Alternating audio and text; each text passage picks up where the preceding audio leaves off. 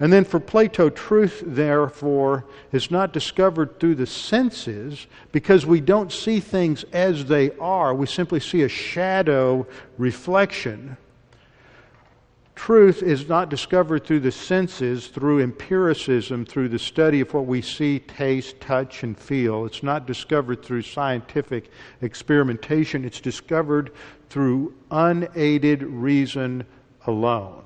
And this is the contribution of the Greeks to human thought, is they, after rejecting the gods and goddesses of polytheism, and after rejecting the idolatry that had dominated human history for centuries before, they rejected all gods and said man can find meaning and truth by himself on the basis of unaided reason.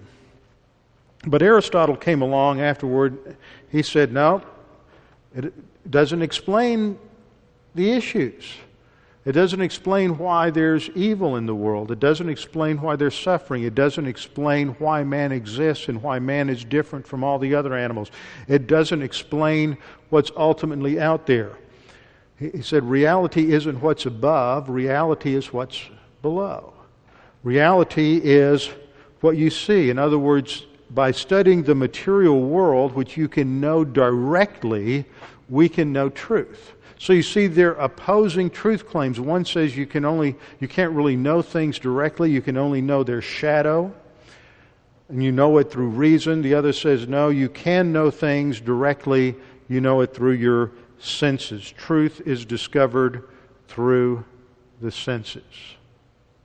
Now, for most of us who've never studied a lot of philosophy or thought, this may be something that's going over your head a little bit, but it's important to understand because this same series of events occurred in modern history. Descartes was like Plato. He was a rationalist. Came along and said you can find truth through reason. But that was a bankrupt system, and he was followed by men like John Locke, who were empiricists following the path of Aristotle. And they said, no, you've got it wrong. You can't come to truth through reason. You can come to it through experience, through empiricism.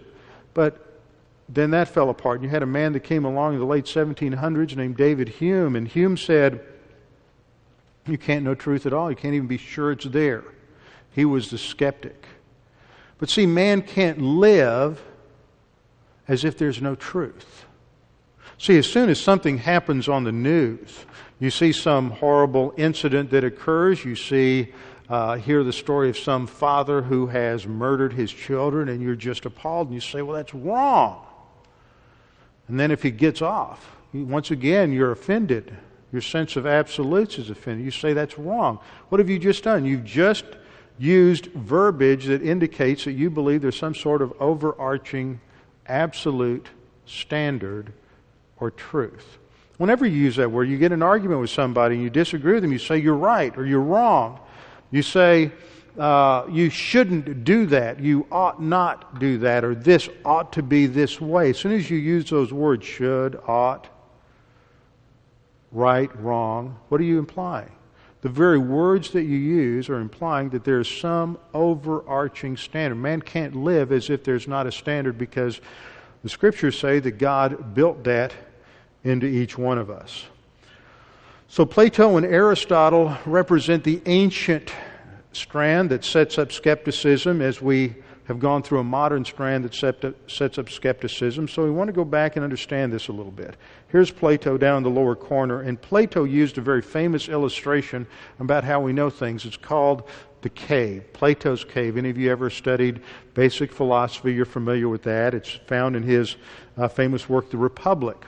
And he uses the cave as a way of illustrating how man only knows the shadows. Now, the background for this is something we all did when we were kids.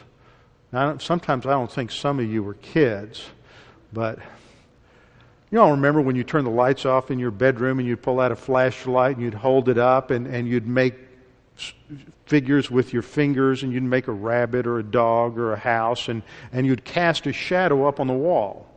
And you'd look at that shadow, and the shadow looked like a rabbit or the silhouette of a dog or a horse or whatever it was. And that's the background for understanding Plato's analogy here. You have man who's in this cave. The box represents the cave. And somewhere behind man there's this light that is illuminating his knowledge, and it is casting a shadow on the wall.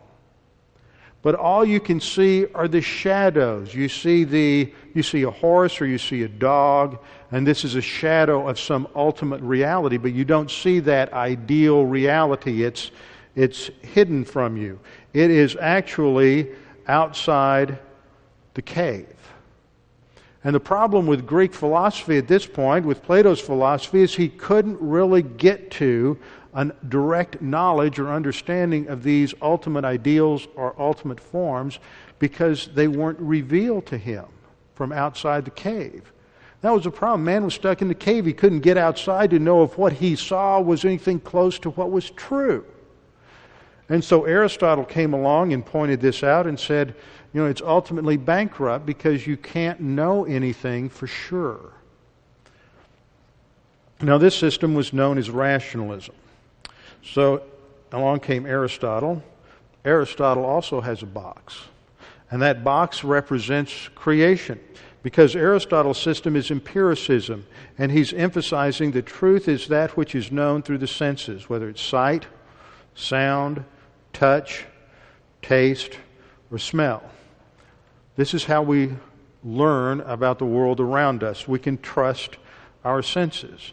The problem is that the sense data is also limited, and somewhere there has to be something to put everything in motion, but we really don't have any direct knowledge of it. So Aristotle postulated something known as the unmoved mover, or the prime mover.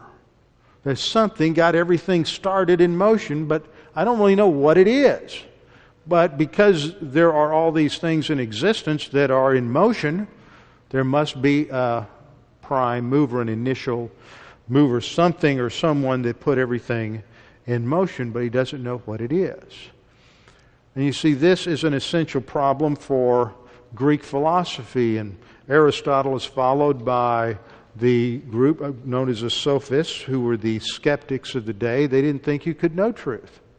They didn't think there was an overarching truth. They didn't think there was a universal truth that applied to everybody. Just everybody has to have their own truth, and whatever works for you is true for you, and that's okay. But see, people can't live like that.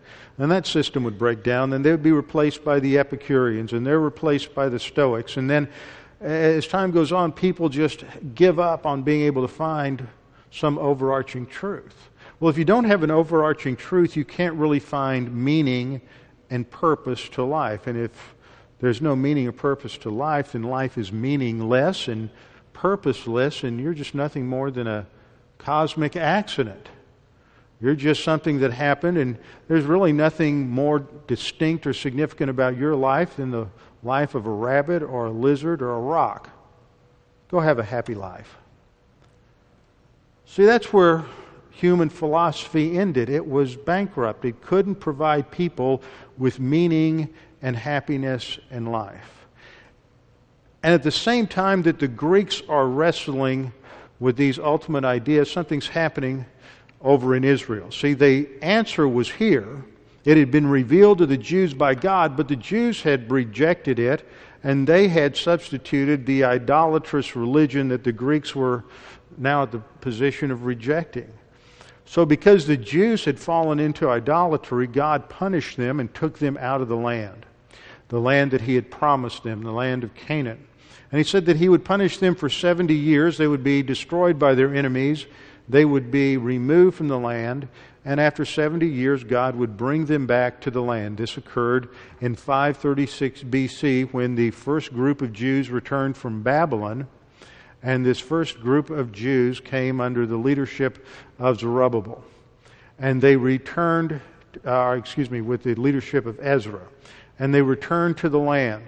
And when they returned to the land, several things happened over the next 100 years. They developed two different religious parties, two different political religious parties.